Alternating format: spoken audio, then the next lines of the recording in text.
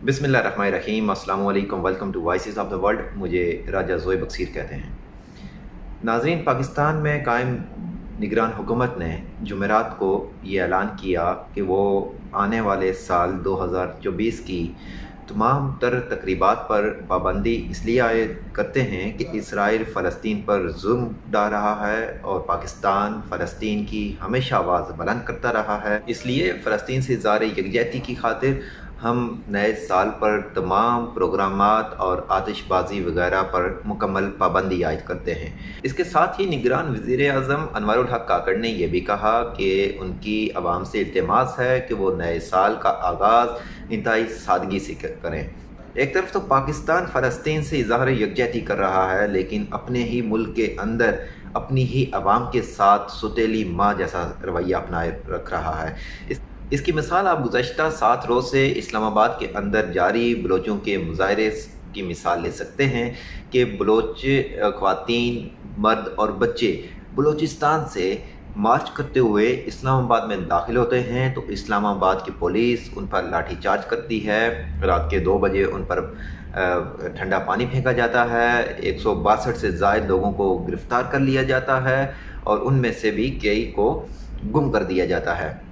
हुकूमत की संजीदगी का आलम यह कि वो अदालत को भी झूठ बोलते हैं, मीडिया पर आके प्रेस टॉक में भी झूठ बोलते हैं और आवाम को बेवकूफ़ बनाने की कोशिश की जाती है। लेकिन फिर पाकिस्तानी सहाफ़ी हामिद मीर ने जब अदालत में जाकर ये बयान कलमबंद करवाया कि ना ही बलोचों को रहाई मिली, ना ही उनको बाजियाब किया गया, तो उसके बाद से हालात मुख्तलिफ हैं। और फिर जो बलोची खातून रहनुमा हैं मारंग बलोच, जो कि पेशे के एतबार से डॉक्टर हैं, उनके ख़िलाफ़ कुछ मीडिया के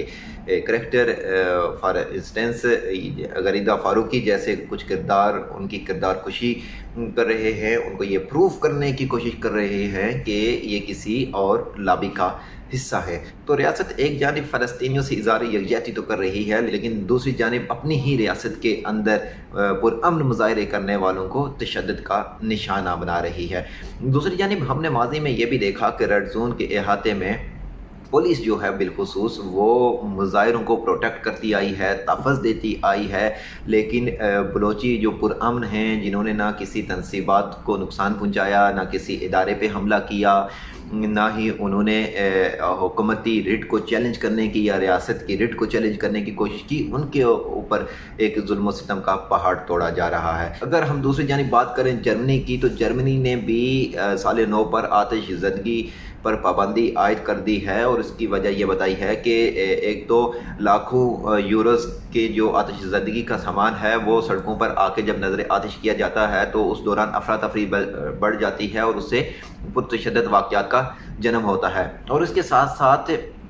जर्मनी ने यह भी कहा है कि नए साल की आम पर जब आतिशज़दगी की जाती है और इतने बड़े पैमाने पे की जाती है तो पैसे का ज़िया तो होता ही है, लेकिन उसके साथ साथ मालियाती आलूदगी का फैक्टर जो है उसको भी उन्होंने टारगेट किया है कि इस वजह से मालियाती आलूदगी बढ़ती है और फिर सेहत के गंभीर मसाइल जन्म लेते हैं। लिहाजा जर्मनी अपनी रवायात पर नज़रसानी कर रहा है, वो इनको बदलने की कोशिश कर रहा है और नए साल 2024 का आगाज़ बिना आतिशज़दगी के किए जाने का उसने ऐलान किया है। दूसरी जानब हम अगर पाकिस्तान की बात करें तो वर्ल्ड बैंक ने एक रिपोर्ट शाया की है और उस रिपोर्ट के मुताबिक पाकिस्तान का मुआशी मॉडल, पाकिस्तान का तरक्याती मॉडल मुकम्मल फलाप हो चुका है। पाकिस्तान में जो इस वक्त पॉलिसीज़ नाफिज़ुल अमल हैं उसको वर्ल्ड बैंक ने अशरफिया की पॉलिसीज़ करार दिया है और ये कहा है कि इससे सिर्फ़ और सिर्फ अशरफिया को फ़ायदा हो रहा है, यानी कि अमीर अमीर तर होता जा रहा है और गरीब गरीब तर होता जा रहा है। और नाज़रीन, वर्ल्ड बैंक ने यह खदशा भी जाहिर किया है कि अगर पाकिस्तान ने अपनी माशी पॉलिसीज़ को दुरुस्त सिमत में ना डाला तो आने वाले वक्त में पाकिस्तान के हालात नासाज़गार हो जाएंगे। पाकिस्तान का जो मौजूदा सिस्टम है टैक्स कलेक्शन का और रेवेन्यू जनरेट करने का, वो इतना कमज़ोर है कि मुस्तकबिल में पाकिस्तान के लिए हालात और टफ हो जाएंगे। नाज़रीन, इस तमाम तर सूरत हाल के हवाले से आप अपनी कीमती ख्यालात का इजहार कमेंट सेक्शन के ज़रिए से कर सकते हैं और मज़ीद ऐसी वीडियोस देखने के लिए हमारे चैनल को सब्सक्राइब करना और बेल आइकन को प्रेस करना ना भूलिए। मुझे दीजिए इजाज़त। फ़ी अमानिल्लाह।